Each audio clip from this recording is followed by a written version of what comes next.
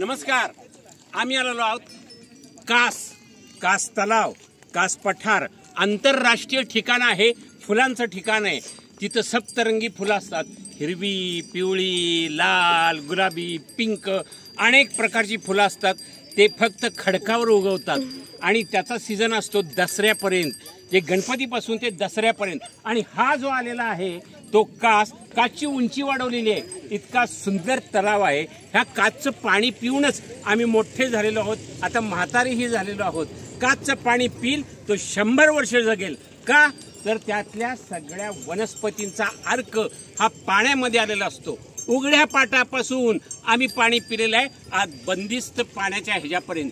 सातारमध्ये जो राहील तो पर्यावरणाला ऑक्सिजन चांगला घेईल, पाणी चांगलं पिईल आणि असा सुंदर वातावरणामध्ये राहील. आज पुणे, मुंबई, नागपूर ही सगळी प्रदूषणानं दिल्लीपर्यंत भरलेली आहेत, पण सातारा आमचा आणि कास आमचा हा प्रदूषण मुक्त आहे. ह्याच्यामध्ये सुंदरता इतकी आहे, सौंदर्य इतकं आहे, निसर्ग. हे बघा, ही जी गाई गुरं आहेत ना ती देशी आहेत. देशी गाईचं जो दूध पिईल ना तो पैलवान होईल. देशी गाईचं जो तूप खाईल ना तो पैलवान होईल.